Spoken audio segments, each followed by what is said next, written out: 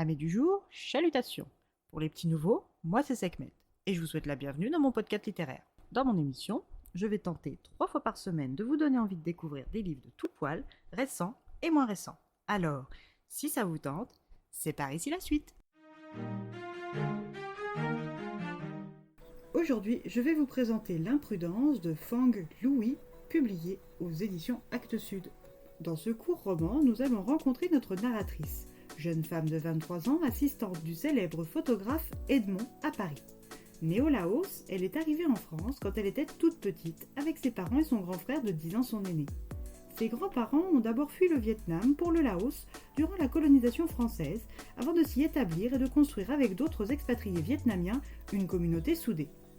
Ses parents ont quant à eux dû quitter le Laos avec la montée des dictateurs communistes et de la rigidification du pays. À leur arrivée en France, c'est Cherbourg qui les a accueillis avec leurs 2 enfants. Sa mère a été assistante maternelle à domicile, tandis que son père a travaillé à l'usine de papeterie. Si pour notre narratrice protagoniste, elle n'a connu que la France, ce n'est pas le cas de son frère. Âgé d'une dizaine d'années à son arrivée, ce garçon joyeux et téméraire s'est vite éteint pour se conformer à sa nouvelle vie française. Il a vite appris la langue et s'est inscrit dans un club de tennis sur table, sport dans lequel il a vite excellé. Fils modèle, il a mené de front le sport à un niveau régional et ses études. Il a rencontré une charmante petite rousse que leurs parents ont tolérée en gage de leur ouverture d'esprit. Il a ensuite fait des études supérieures, puis est devenu comptable. À plus ou moins 25 ans, son frère était à l'apogée de sa vie, et un véritable modèle pour elle. Puis tout a basculé, le faisant glisser dans les abysses. Cette chute a commencé par son licenciement économique, suivi par la rupture d'avec sa petite amie. Ces 2 événements l'ont traîné dans les bas-fonds de la dépression, dont il n'est toujours pas sorti. À 33 ans, il a bien un appartement, mais il passe plus de temps chez leurs parents à fumer du cannabis en jouant à la console dans le lit de sa sœur. Il dort quasiment journalièrement dans la dite chambre et se laisse complètement aller. Il se complaît dans ses échecs et ne cherche plus à relever la tête, ce qui agace et désole peut-être encore plus sa sœur et sa mère. Notre narratrice a fui, dès sa majorité, le carcan familial. En oiseau libre, elle refuse que sa mère ne lui impose une vie toute droite venue du Laos qu'elle n'a pas vraiment connue.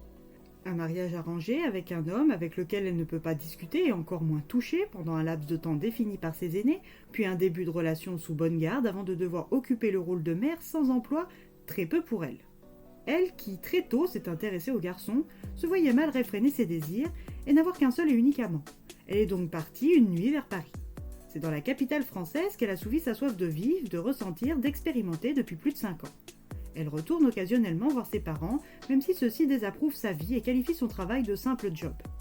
Quand elle rentre à Cherbourg, dans l'appartement de son enfance, c'est son frère défoncé qui vient lui ouvrir, car leurs parents sont sortis avec des amis vietnamiens. Chez eux, Bertrand, un ami geek de son frère, joue. Au retour des parents, comme toujours, c'est les nouvelles brièvement échangées, puis plus rien. Jusqu'à ce que ce moment un peu gênant ne soit brisé par la sonnerie tonitruante du téléphone familial.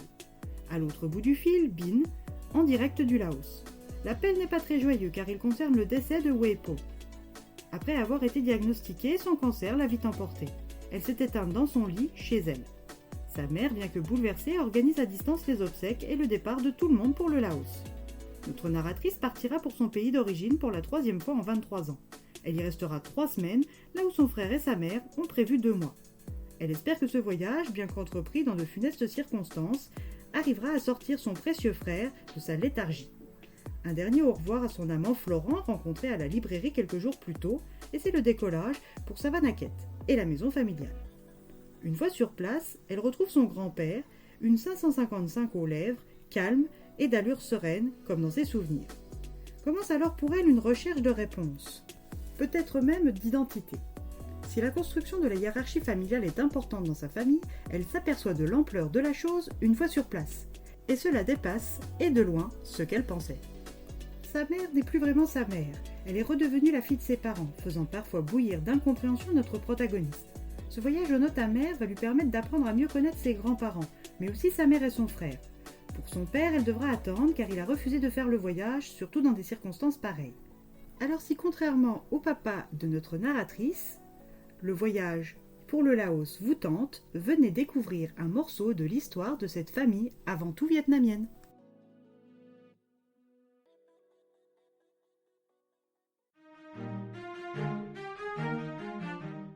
Une plume acérée, parfois crue, qui mêle habilement sensualité et laideur, lenteur et urgence, paradoxe et logique. Une réflexion sur l'identité et le poids des racines plutôt intéressante. Et bien voilà, j'en ai fini pour aujourd'hui. J'espère que cet épisode vous aura plu et vous aura donné des nouvelles idées de lecture. Si vous souhaitez découvrir d'autres petits bonbons littéraires tout droit sortis de ma bibliothèque, je vous retrouve le samedi 4 avril prochain pour un nouvel épisode. Et si d'ici là je vous manque de trop, n'hésitez pas à me rejoindre sur mon compte Instagram, @leslectures de Sekhmet. Sur ce, chalut les amis, et à la prochaine.